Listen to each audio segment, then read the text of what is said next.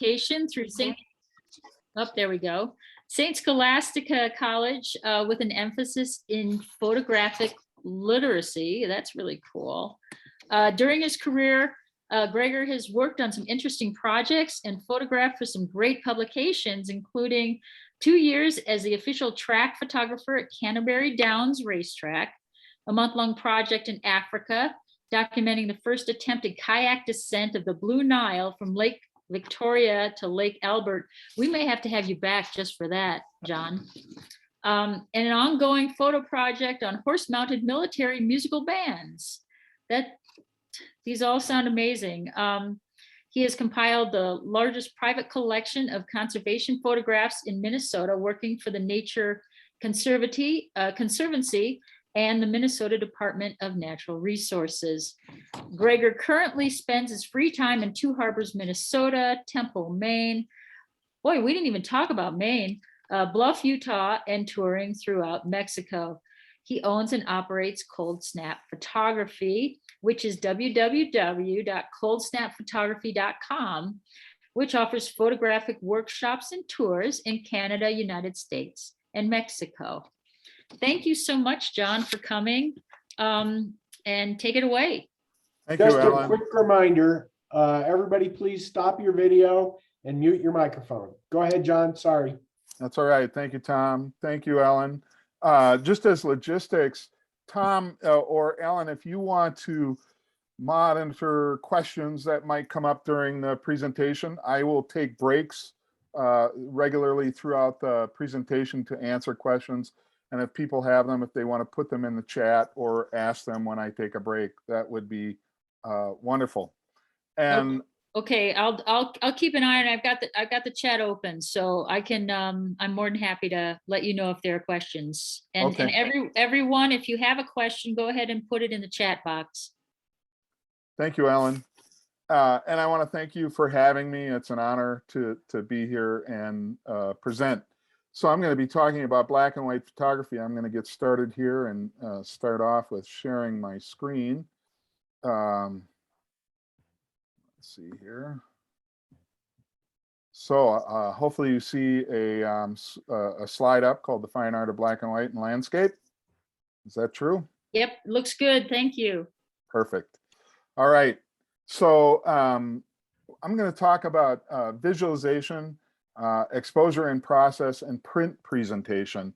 I'm going to start out with some work, show you some work that I do, and talk a little bit about how I work. I'm going to read a short prepared statement here, sort of an artist statement about my work to kind of give you a little bit more of an idea of how I approach photography. These images were created using digital cameras. While I enjoy the immediacy of this format, I reject the notion of streamlining my workflow. Each image has been individually and carefully created from concept to final print. I enjoy the high degree of precision and accuracy that modern digital cameras allow for in image making. When I compose a photograph, I utilize that precision. The camera angle and view is carefully considered. All of the visual elements within the scene are considered and arranged for a predetermined visual effect. Sometimes I use neutral density filters or graduated neutral density filters, which allow for long exposures, or I select slow shutter speeds and small aperture settings, which also increase the exposure time, even on bright days. At times, my landscape exposures can run from 1 to several minutes long. During the image making process, I ponder over what filters, if any, to use for the creation of the image, and I carefully select my exposure settings for optimum visual effect. This process requires a significant amount of time and thought, but it is my mantra in the meditation of image making. It soothes my mind and soul and allows me to see the world in front of the lens. I enjoy the process of absolute control up to the moment the image is recorded. Then I open the shutter and let go of the process. I never know what the final image will look like. I have to trust that forces greater than me will give me the gift of a beautiful image. Once captured, I continue the same philosophy into the final making stage. That is, I reject the use of presets or plug-in filters or other pre-canned special software effects. It is my belief that the creation of art and the efficiency of labor have absolutely nothing in common.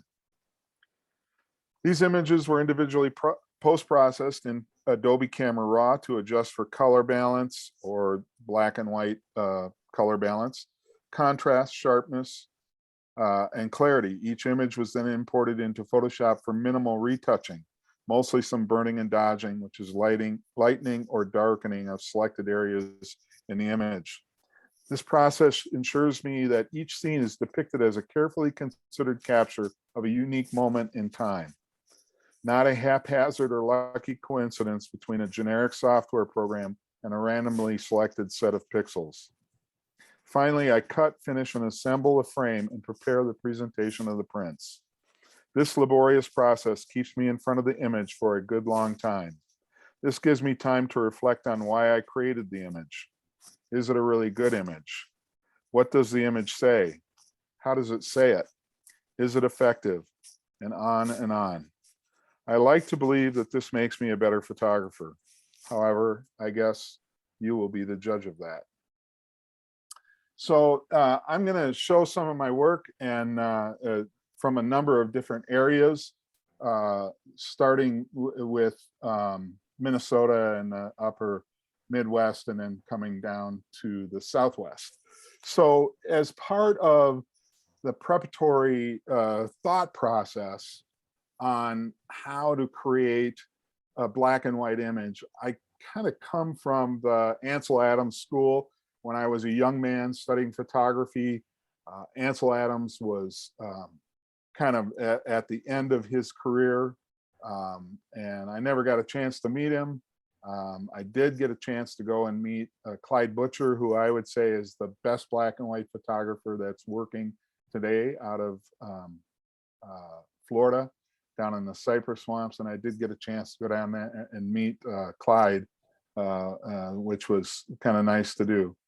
But when I was in college, I studied Ansel Adams, read all of his books, read the Zone System, adapted it, did a version of it for roll film cameras because I was working mostly with medium formats.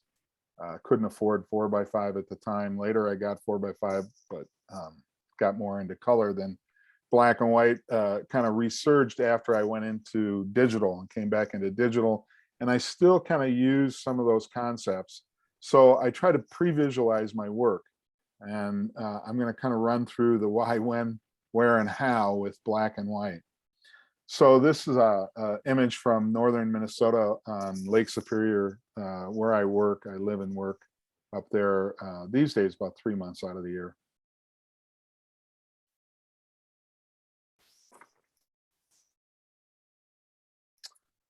Milky Way over, this is Little Two Harbors, which is near Split Rock, which is where they commemorate the sinking of the Edmund Fitzgerald every year at this day on November 9th, 10th.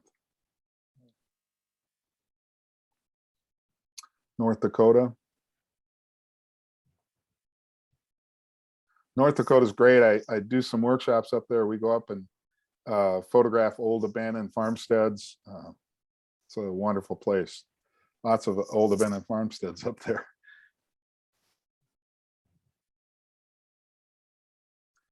And now down in the Southwest. So I'm based here in Bluff in the Four Corners area.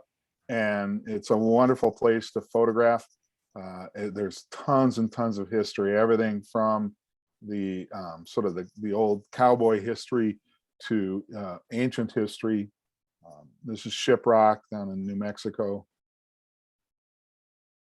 Valley of the Gods just down the road. Area called the Abandoned Meander. San Juan River. And then the Bears Ears area.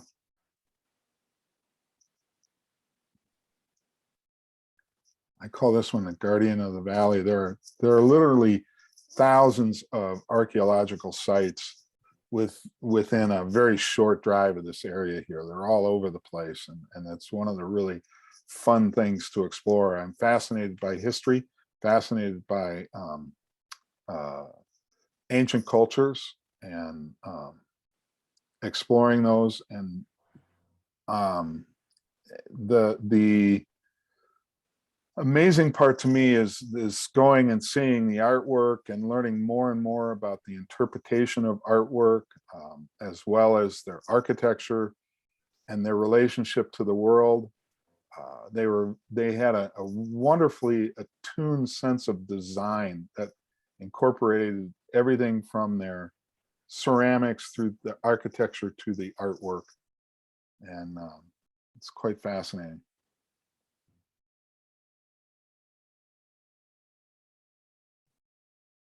Another Milky Way over Valley of the Gods. And this is a the panorama. These black and white. I've shown you about 3 of them. They're panorama black and whites, which are the only images you'll see that are more than one opening and closing of the shutter. Everything I do is a single open and close of the shutter. I don't combine images, with the exception of the panoramas where I'm doing a panorama stitch where I'm shooting several frames and then combining them together. Everything else is just single shot. So these are multiple frames that are shot and then stitched together as a panorama. This one is meteors and Milky Way over the hanging tree. That's a little tree right outside of town here in Bluff. This was shot last year during the height of the pandemic, when there's about a little town of Bluff. There's 250 people here, but it's got about maybe 6 hotels or resorts here, but they were all kind of shut down during that really bad part of the pandemic. And so their lights were off, which meant that there was less light pollution. So I don't know that you could take this shot. You'd have a harder time. There'd be more light pollution. That's the town of Bluff that you can kind of see in the background there. I don't know if the tree's ever been used as its namesake, but that's what the locals call it. So black and white and color, they're 2 very different animals. The strange thing about using digital to capture black and white is that if you want to do it well, if you want to really get the best possible image for black and white, you will capture in the raw format, which means that you're going to have the image in color and initially, and then convert after the fact. You're going to have a lot more latitude and a lot more information if you approach it that way, rather than using the black and white setting on your camera, which is going to give you a JPEG, which has a lot more limited range of information. So you're going to shoot in RAW and then convert. So one of the big questions I get is, how do you know when to convert the image to black and white versus leaving it in color? And certainly that is a constant dilemma that a black and white photographer will have when working in the digital realm. And what I like to say is that I convert to black and white. Typically, I try to envision before I'm shooting the shot, because I will approach them in slightly different ways, which I'll talk more about a little later on. As far as what I see in the scene that makes me think in terms of black and white versus color. So I try to pre-visualize the shot and visualize whether it's going to be a color or a black and white before I take it, because there's subtle differences in the way that I approach the photography. But if the color adds to the impact of the content of the image, then it should be a color image. If the color detracts from the intended statement of the photograph, it should be taken away. And color can detract on an amazing number of cases. So the first one I'm starting out here is with a picture called Thor's Well on the Oregon coast. And the image, the color there was a wonderful, spectacular evening with beautiful pastel light, very soft light, and the color image on this works really well. Ironically, on that same evening, I also shot some images which I very much saw in terms of black and white. I mean, it's Thor's well. It's a very dramatic scene, and we had these wonderful heavy clouds that I was able to work with. But you'll see that these images have a very different look and feel between the two. One being very soft, pastel-like, the color sort of envelops, very atmospheric. The other one, in this case, is very sharp and clear and strong blacks to create the black and white effect. Hey, John, Yeah, sorry to interrupt, but we have a question. Christina would like to know about an ND filter and what stop ND filter you would typically use. sure. I use a number of different neutral density filters. I'm using a system called the Nisi system these days. And so my filter kit consists of a polarizing filter, which I will use for black and white sometimes. So I have a circular polarizer, and then I have 3 neutral density filters, which are a 3-stop, 6-stop, and a 10-stop. And I can usually hit most everything I need with those 3. And then I have my current kit. I sort of have everything if I need it, but my current kit that I carry around most of the time includes 3 graduated neutral density filters. And those are a 5-stop graduated neutral density, a 3-stop soft neutral density, and a 3-stop, what's called the medium neutral density. So it's got a little bit more of an abrupt change than the soft does. Now, the graduated neutral densities are dark on the top and clear on the bottom. And if they're soft, it's a real gradual shift between the clear and the density. The mediums have a little bit more abrupt change between the clear and the density. And they also make hard, which is a very definite line across that is a very abrupt change from clear to the neutral density. On the north shore of Lake Superior, there are times when I will use a very light 1 or 1.5 stop hard neutral density, which I can put right on the horizon line. You have to get it so it's right there, because otherwise you have a bright area. If you miss it and you get it too high, you have a bright area of the lake up above. If you get it into the water a little bit, you have a dark edge in the water, so you have to be really careful on where you place it. So those are the filters that I use, that I'll use with the various scenes. This particular scene right here, this was shot in Mexico. It's the Sierra Madre Orientals on the west coast of Mexico. And here I've used a circular polarizer to try to cut the haze. There's, if you count them, I think you can count something like 14 layers. It's a wonderful mountain range. It's between Mazatlan and Durango. And here was the color image, which is obviously not going to work. It was just hopelessly heavy haze. But I think the black and white gives it much more depth and definition. This is an image from northern Michigan, the UP of Michigan, the Seney Wildlife Refuge there, and I just love this old tree. It had a lot of character in the foreground, the road that led into the distance. And for me, when I saw this scene, I immediately thought black and white. I think it has a lot more a definite depth. The road becomes very prominent to bring your eye back in, and a pretty heavy filtering of the clouds in the sky to darken those down. And I'd say if there is one technique that I use more frequently than anything else, if in terms of black and white, is to go with a pretty heavy filtration of the sky.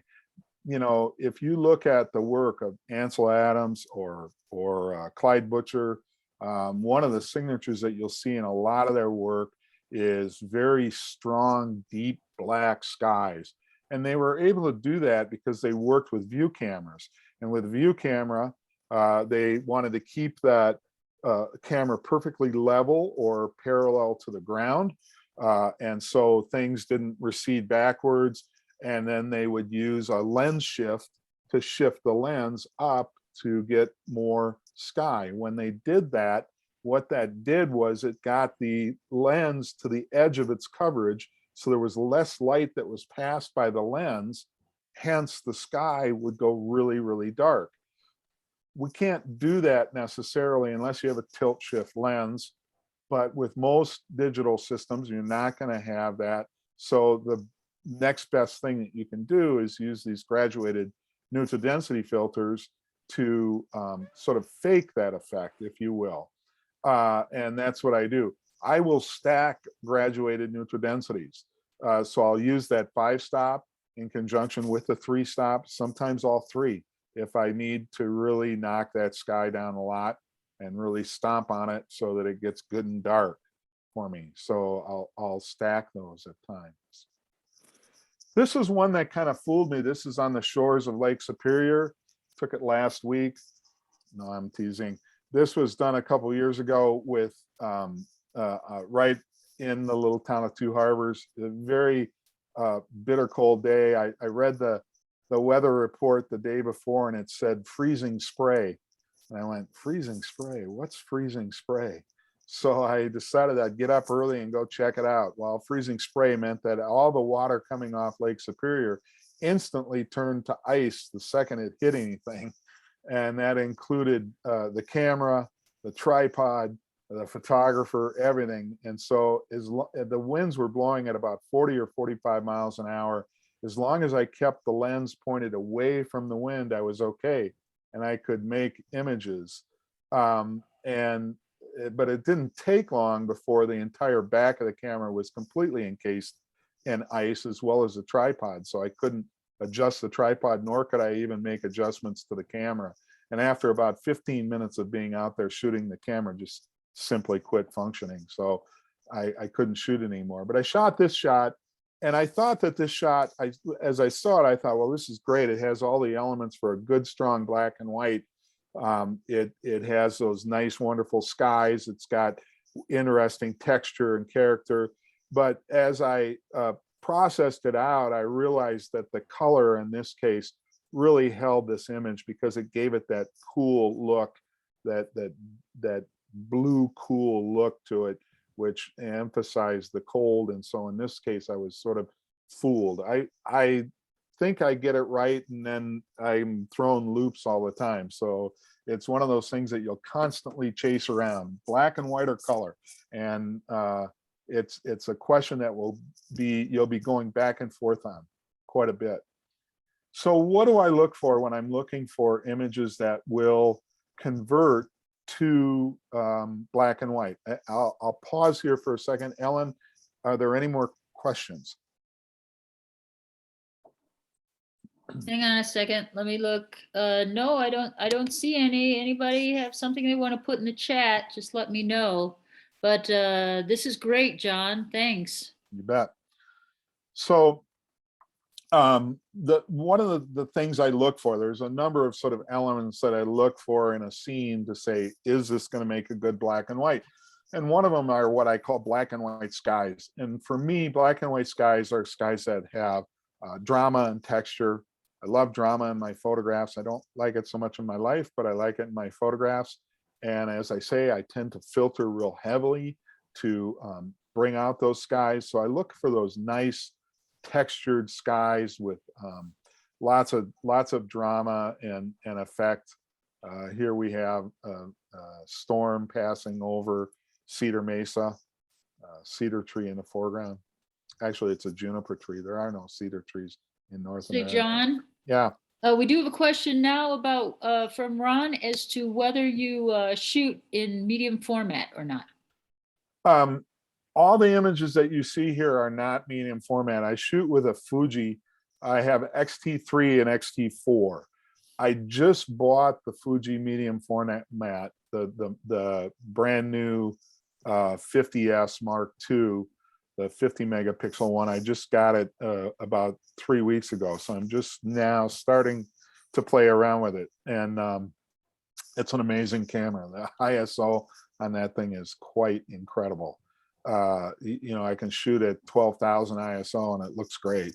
I mean, I hardly notice the difference between that and ISO 400. It's pretty amazing. So I'm looking forward to doing a whole lot more shooting with it. But everything that you're going to look at that you've seen so far pretty much has been done. There's been one or two of the older ones with a full frame Canon, but I switched from full frame Canon to the Fuji system about 4 or 5 years ago and get really good results with that. Did I see another question pop up? Yes, actually, we got one from Owen who wants to know if you would consider linear gradient in a photo editor to be an alternative to having a graduated ND filter. No, I don't. And there's a couple of reasons for that. Part of it is just me personally. Certainly a linear gradient can work, and I do use it in post-processing. I want to sort of shape the image so that it's getting towards the end result that I want from the very beginning. So the filters allow me to do that. And there are times your camera has a set dynamic range, whatever that is. If it's 11 stops or 14 stops, there is a set amount of dynamic range that your camera has. And so if you're working in a situation where the scene exceeds the dynamic range of that camera, you can't do anything in post-process because you're not capturing it on the original image file. So by working with graduated neutral densities, you can, one, expand the range of your dynamic range of your camera and get more information to work with, or two, you can start to go down the road towards getting the image to where you want. I don't, as you'll see a little later, and I'll talk about a little later, I don't go by the back of the camera. I don't take a picture and look at the back of the camera and go, that's how I want the final image to look. It doesn't look like that. I tend to ride the exposure towards the overexposed side.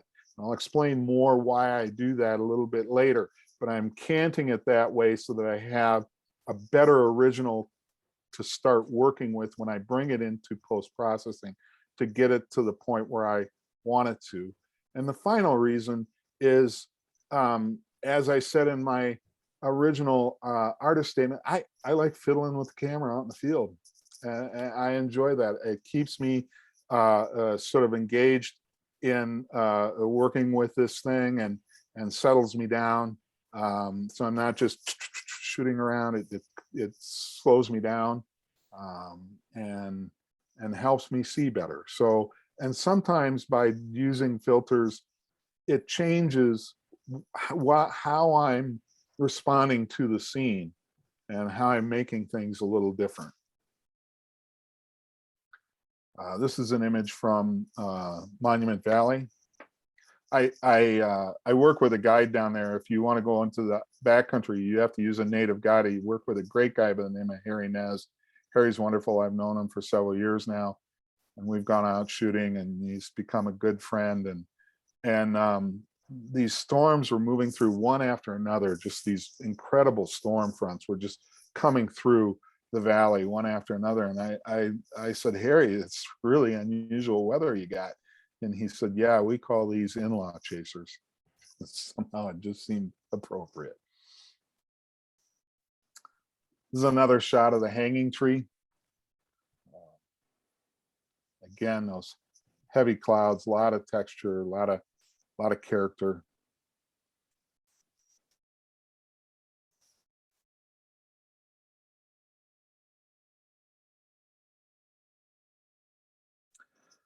So one of the things that you'll face in working with these neutral density, graduated neutral density filters is if you want to darken the clouds, which you want to do here. In this case, I was working with graduated neutral density filters, and I had two, not one, but two graduated neutral density filters, a 4 and a 5-stop soft in this case, that I had applied to the sky to darken those clouds down quite a bit.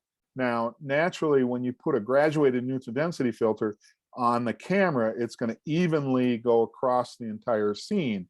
And in this case, you've got the lighthouse here out on the coast of Maine with that is in the foreground that sticks up into the sky, which when I applied the graduated neutral density filter goes straight across the lighthouse. And in post-process, the way that you take care of that is with your shadow slider, which your shadow slider can do a tremendous amount. You just open it up and it opens up the shadows that are here. And then I do some burning and dodging to also sort of mask that so that you don't see at all that the neutral density filters affected the lighthouse at all, and it looks very natural. The other thing I look for is what I call black and white light, where if you can find light that is very distinctive, very directional, that can be strong light, that lends itself well to a black and white conversion. And that is the case with these, where you have these really strong directional light situations, which with color, sometimes they're very hard to handle because you get these funky color effects on the brighter light that just don't match. Well, maybe the black and white is the way to go. This is a little street scene in Mexico.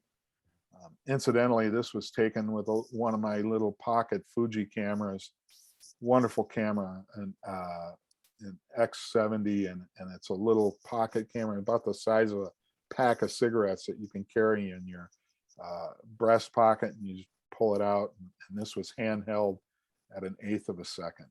Because the camera is so small, so light, you can hold it really well for those longer exposures. It has no image stabilization. You really don't need it. It's just a handheld shot. Has a very nostalgic feel to it.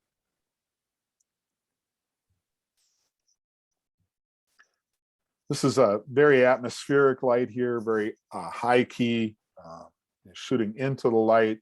It's backlit. This was a little monument along that road where I shot that mountain scene in the Sierra Madre Orientals. This was the beginning of the road. This is what they call Spanzo del Diablo, the backbone of the devil, which runs between Mazatlan and Durango. It's an 8-hour drive, and it was considered at one time the most dangerous highway in Mexico. So you would see a lot of these little shrines built along it. Now it's hardly used at all. In 2012, they opened up an alternative that cost something like I think 1.2 billion or something. Has 86 bridges and 111 tunnels or something like that.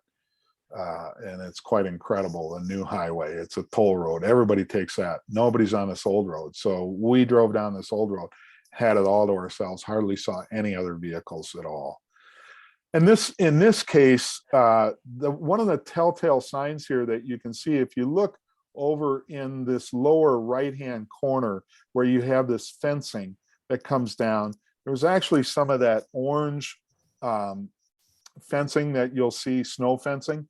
And I mean, the distraction with that was absolutely terrible. So a black and white conversion with this was perfect, because that fencing does not become nearly as distracting. It becomes a visual element that adds to the composition of the photograph and doesn't detract.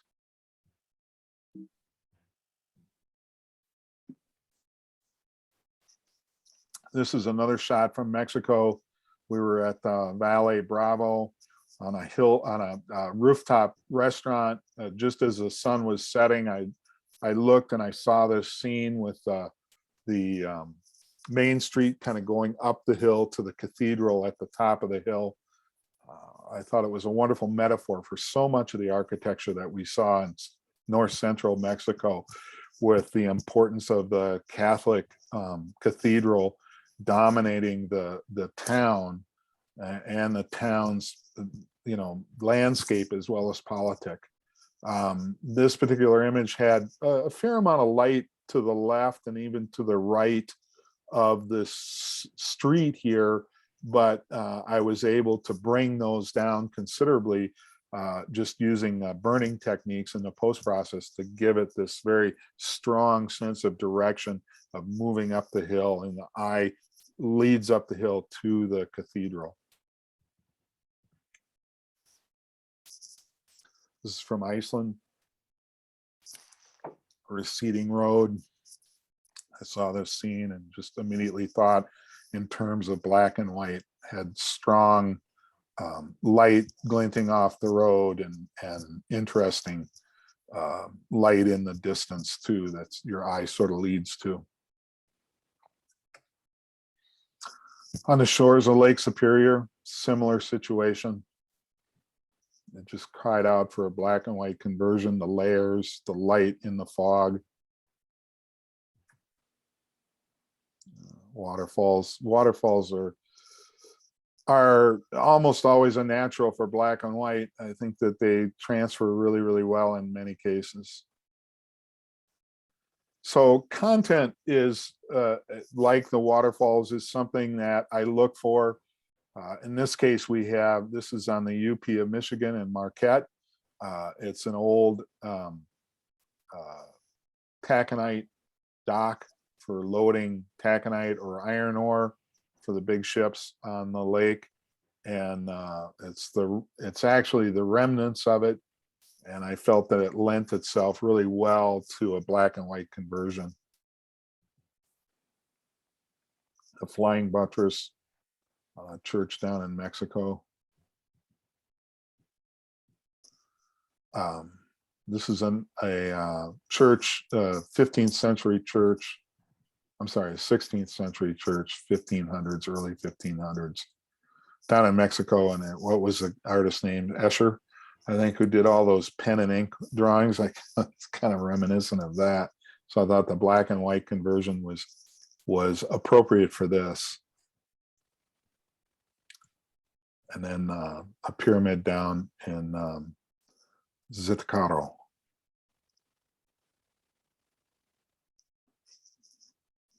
This is near Zitakaro, a little village up in the mountains where the butterflies are. I was standing on top of our hotel and looked out and saw this little scene and just saw perfect.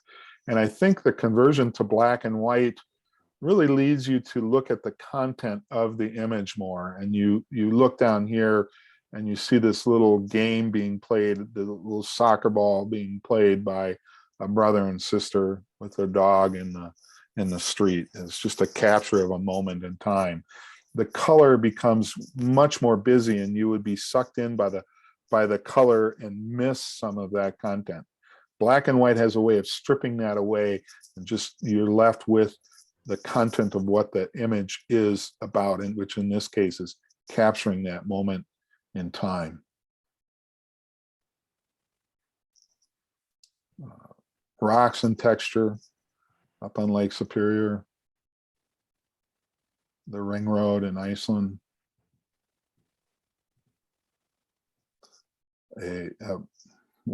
what everybody calls a cedar tree. There are no cedars in North America. The cedars are over in the Mideast. We have junipers, or actually juniper trees, but juniper mesa just doesn't slide off the tongue like cedar mesa does. So everybody calls them cedars. Any questions so far? No, it looks like you're good to go. Okay, so I'm going to talk a little bit about sort of seeing in shades of gray and thinking in terms of zones, if you will, very much like Ansel did. And when I look at a scene, I sort of divvy it up in my mind in zones. So here you have the bright white being zone 10 and the black being a zone 1. And so the scene that we have here, this is the histogram relative to this image. Those dark areas, which are the first couple of zones, are reflected in this part of the histogram, the shadow area, which is on the left. So if you divide the histogram up into about 5 equal parts, 20% each, you're encompassing about 2 of these sort of step areas in the zone system. Those are what's called the shadow midtones, the midtone areas, which are the more neutral grays. That's the middle part of the histogram. The brighter areas, which are the lighter grays, are the highlight midtones, and then the highlight areas, which are the lighter or white areas. So, and that's the area of the histogram. Where this becomes important is understanding how digital works and why the way it sees light relative to those areas of the histogram, and why for good fine artwork for black and white, why it's important that you shoot in RAW instead of JPEG. JPEG works in what's called 8-bit color. Even though you're not working in color, it captures a color image that is then converted into black and white in the camera, and it has 8-bit. And so each color channel, red, green, and blue, contains 256 distinct tonal values. From the deepest, darkest red to the palest, whitest pink, you have 256 values. 16-bit is a little bit of a misnomer. Your camera actually captures in 14-bit. It doesn't capture 16-bit. Unless you're working with a Hasselblad medium format, you are working in 14-bit. 14-bit captures 16,800 and change tonal values. From the deepest, darkest red to the palest, whitest pink, you have 16,000. And the way that that works, as far as the tonal values, work like this. In 8-bit, as I mentioned, you have 256 tonal values.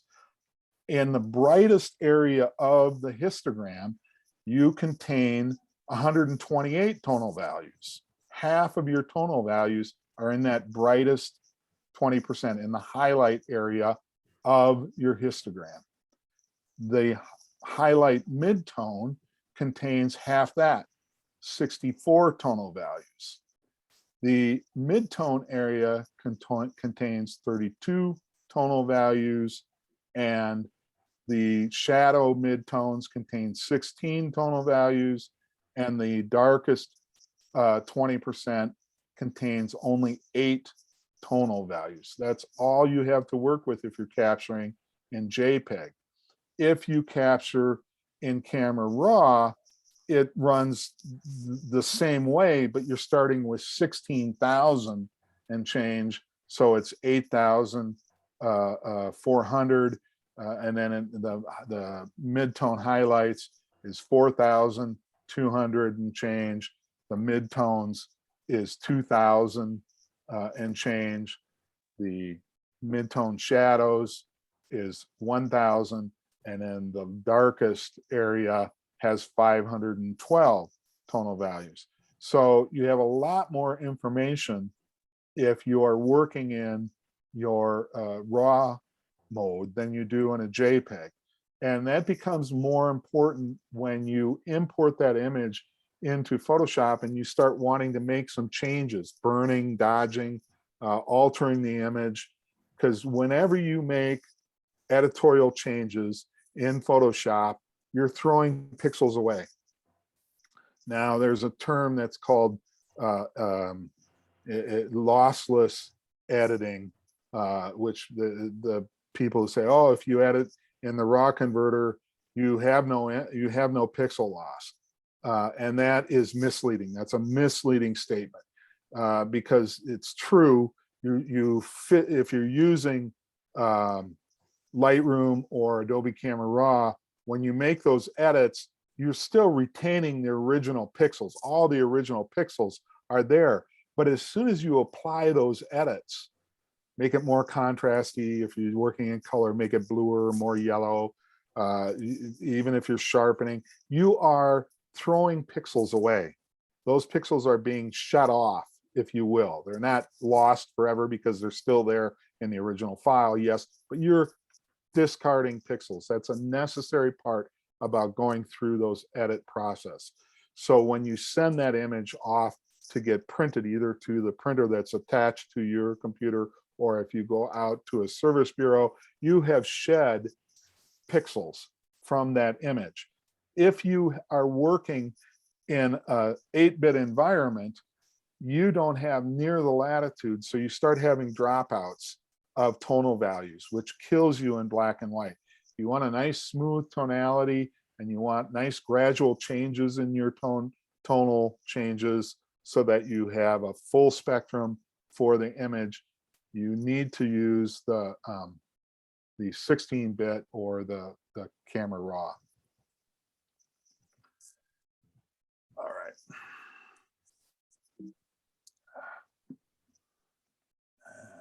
Let's see. So any questions so far on that?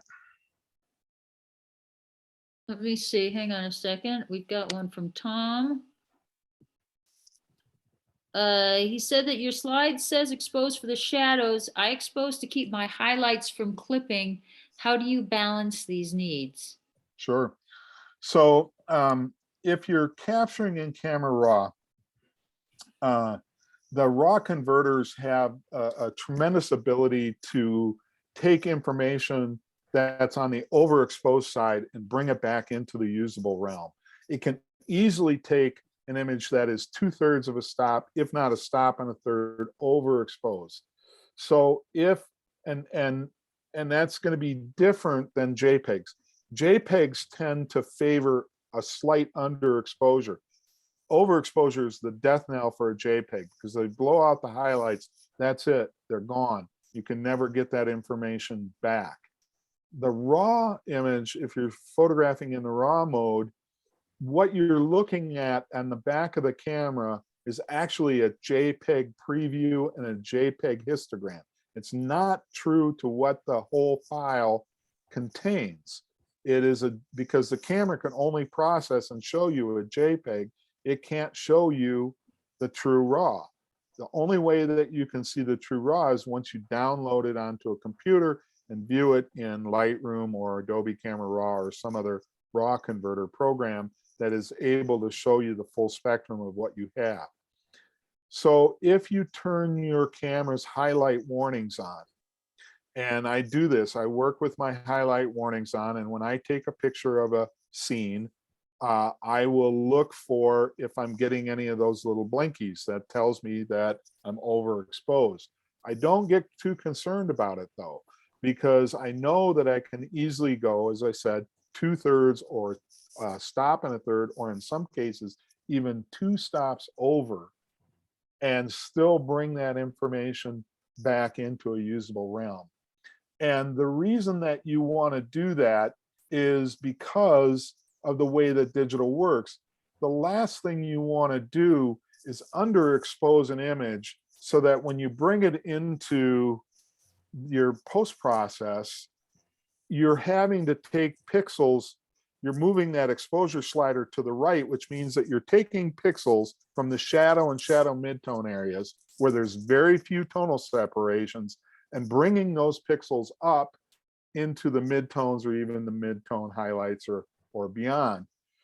What you would rather do is start with an image that's exposed to the right, so there's more information to the right, and you are pushing those pixels back down into the shadow and shadow midtones area where there's very few tonal separations. You're never going to have more tonal separations.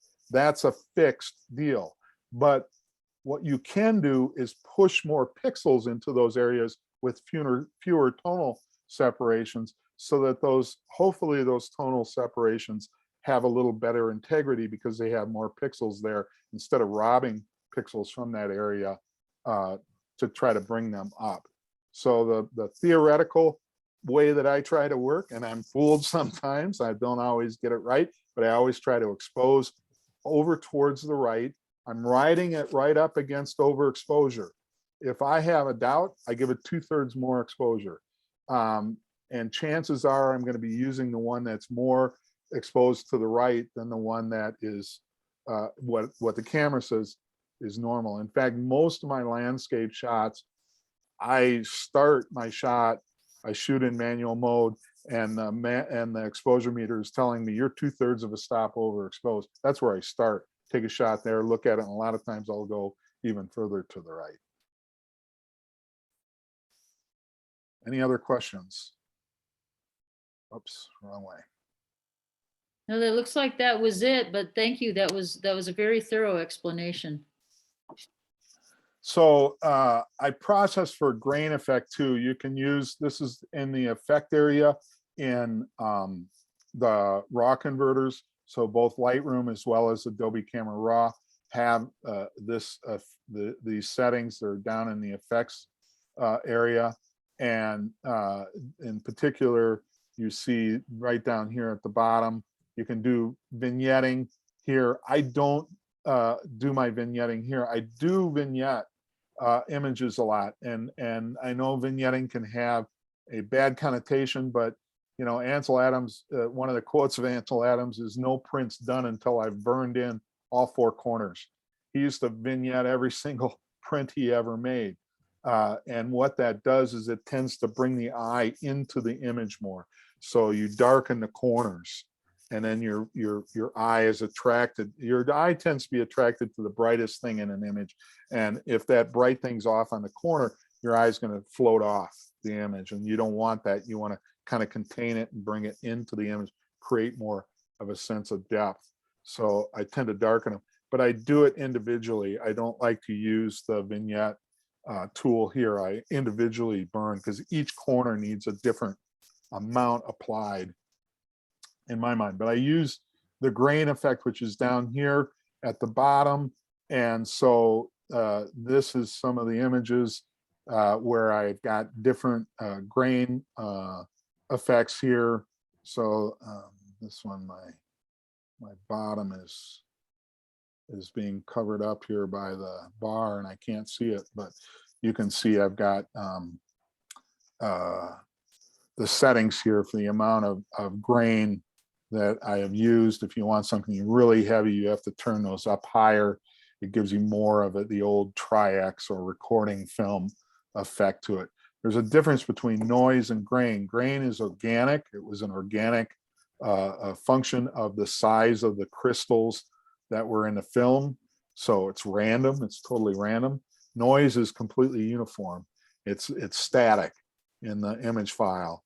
And so grain is something that can be quite beautiful in image, given the right image and how it's applied. I'll just cover a little bit about post-processing. I do all my post-processing in Adobe Raw converter. I don't use Lightroom. I'm a little bit old school. So in this case, I brought this image in and you can see what I've worked with here is the exposure slider, added a little bit of contrast. One of the things that a lot of beginners can get confused with is contrast and dynamic range. Those are two separate issues, and they see an image that has a really high dynamic range and they think that what they need to do to correct that is to reduce the contrast.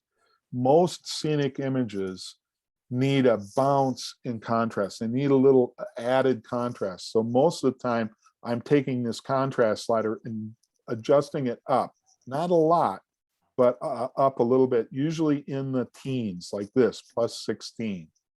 And then the dynamic range issues are addressed by the highlight shadows, whites, and blacks. Those address the dynamic range issues. And you'll see with this image that I have used the highlights all the way down, -100. And the shadows I've opened up all the way, +100. These are the only two sliders in the RAW processor where I have no compunction with using all the way completely to the max if I need to. I don't always in every case, but in a lot of cases, I will max those out. I watch and look at what is going on. I also keep an eye on my histogram to see what it's doing too. The highlights works on the highlight midtone areas primarily. It will affect other areas if you move it far enough, but it's mostly the highlight midtones. Shadows work on the shadow midtones first and foremost. It will affect other areas if moved far enough, but it's primarily for those two. Then the whites works on the highlights mostly. It will affect other things if you move it far enough, but it's mostly just the highlights. And conversely, the blacks is mostly just the shadow areas as far as the area that it affects. In this case, I didn't need to do any adjustments with the whites. I felt that 0 was just fine, but I added black. When I say added black, black is a negative number, so I moved the black slider towards the negative. And this is a little older version of the raw converter, so we only have the clarity and dehaze on this one.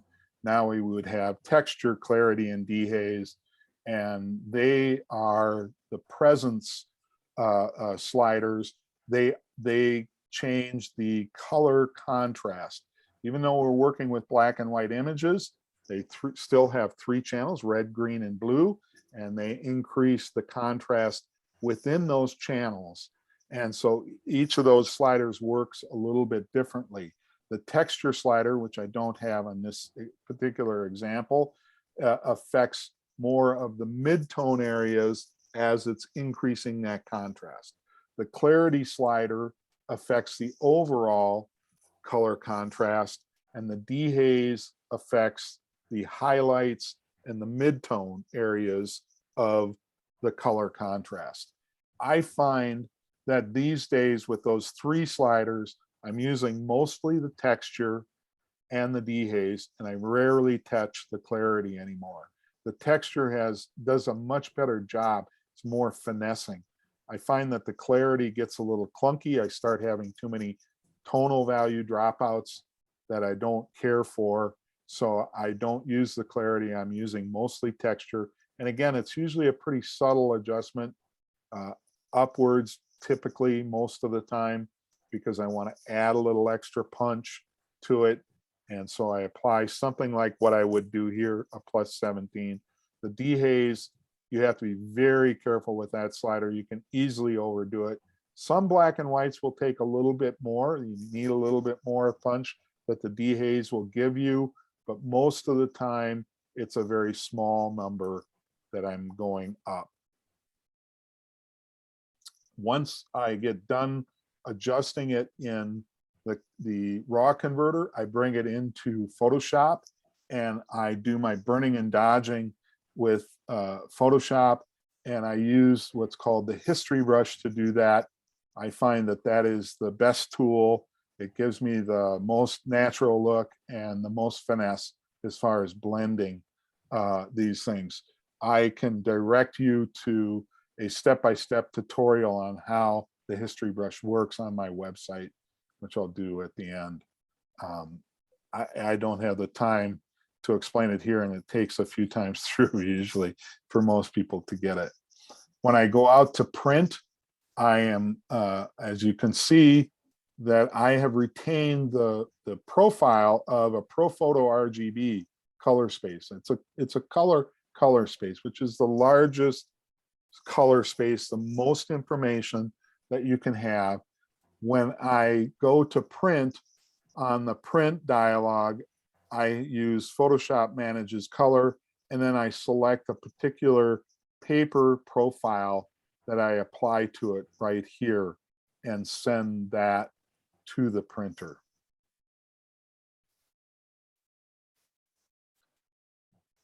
This is the Canon print dialog box, and it's the same sort of thing.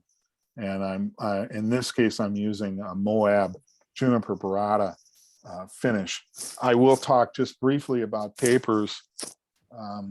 Ellen, can you see me in your, am I in the corner? Am I showing, or do I need to stop my share? Okay, as long as people have their speakers set up so that they can see you in the upper corner, then I can see you. I'm assuming Okay. everyone else has the same thing, as opposed to having it just that it's your name. Folks, do you know, do you see in the upper right-hand corner or where John is that you have a choice of a slit, a kind of a Yeah, Ellen, rectangle? everybody sees him. Okay, All right, thanks. So this is the paper that I use for my test prints. It's a Moab paper. I use the LaSalle Photomat. The reason that I use this paper is, quite honestly, it's the least expensive. It's like 20 some dollars, $22 or something for a 50 sheet box, which makes it less than about 40 cents a sheet. Very inexpensive. I make my test prints on this. Once I get my prints to the point where I like them, my primary paper choices for black and white most of the time is this juniper burrata finish that Moab makes. The reason I like this is it's a luster paper, and it has a little bit of a sheen to it, just a little sheen. It's very sharp, has wonderful tonal range. But I'm going to give you a little trick on how I use this particular paper. If you go back to the old film days, the old black and white film processing, and you used to use Kodak Kodabromide F surface paper, which was a glossy surface paper. There was two ways to dry it. You could put it through a drying drum, which ferrotyped it. You'd put it face up, and it would sizzle against that thing, and it would come out a really high sheen gloss. The other way that you could dry it is to put it either face down on the drum dryer or face down on a rack, a screen, and air dry it. And that would give you this sort of slightly stippled sort of luster finish to the paper, very similar to what these burrata finishes give you. And it's really a wonderful surface. It looks great. Now, what I do with this paper is I tell the printer that I am using a matte photo paper. You see over here under media type, I tell it matte photo paper, even though it's a luster paper. And by rights, I'm supposed to put it into the printer as a luster surface so that it uses the photo black. Because when you're printing with these printers, it chooses either photo black or the matte black ink.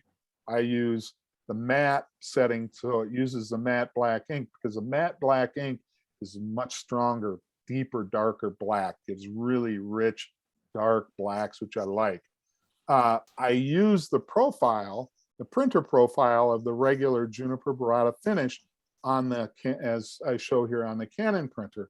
So it comes off the printer. It has extra heavy matte ink on there, which you do have to be a little careful that you don't want to rub against it, because you can get black on your hand. If you rubbed across the print, you might come off with a little ink on your hand until that ink has a chance to sort of set up, which takes maybe 24 hours or something. So you just have to be a little more careful on the handling of it. So to review my workflow, the camera capture, I'm exposing for the shadows, and I work in RAW format. I import into Bridge, in my case, or Lightroom. I'm processing for the highlights. I'm bringing those highlights back into the usual usable realm. I'm adding a grain effect to the image depending on how much I want to apply there. I'm exporting into Photoshop in ProPhoto RGB color space. In Photoshop, I'm doing burning and dodging. I'm doing my fine retouching if I need to, fix any issues that are there. And I'm going to print from Photoshop with a color profile set for the paper and inks that I'm using, or the printer that I'm using. And that's going to give you sort of the best tonal values that you can get. If you go to coldsnapphotography.com and you click on the blog area in coldsnapphotography.com, you're going to see a number. There's a lot of content in there, from tips and tutorials that I've done on a wide variety of subjects, everything from print presentation and mounting to digital retouching and processing. You will go to the digital workflow area and you'll see a step-by-step tutorial on using the history brush for burning and dodging. As far as I'm concerned, it's the best thing since sliced bread. While you're there, you can take a look at my workshops as well. So any other questions? I don't see any in the chat. If you want, you can ask John yourself.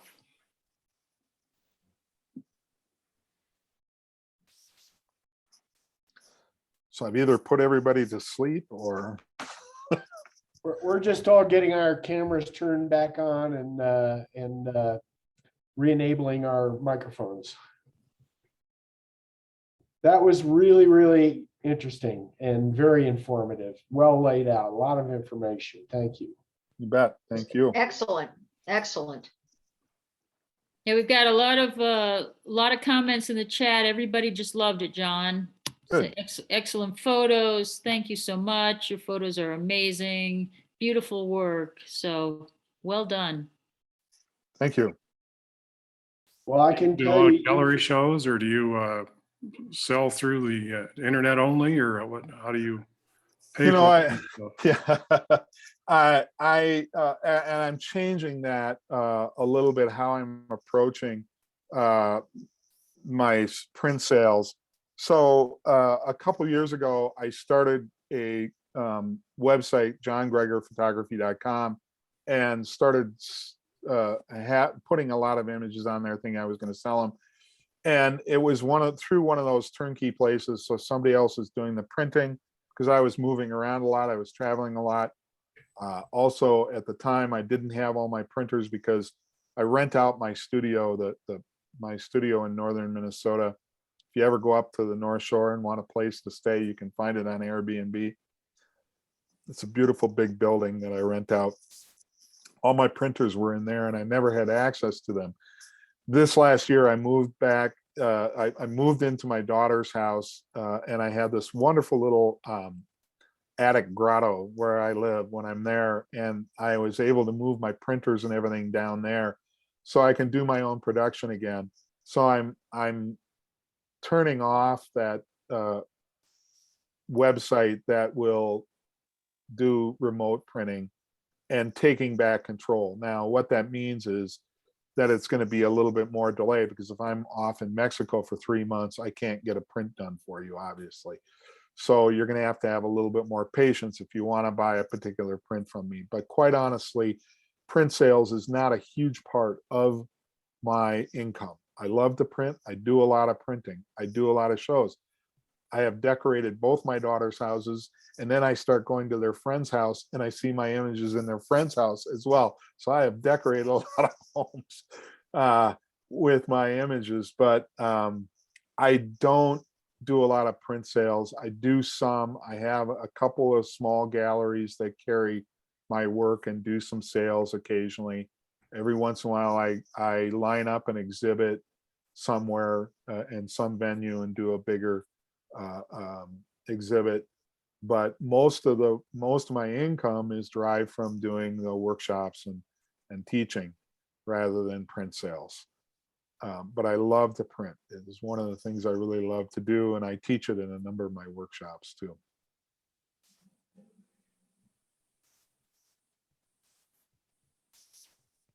It was excellent. Thank you so much. I learned so much. Thank you, Jody.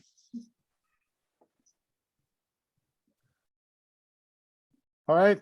Well, thank you very much. It's been an honor. It's been a lot of fun. I appreciate it. And take care. If you get over Thank here, you. give me a Thank you, holler. John. That was great. That, Very that's good. Bye.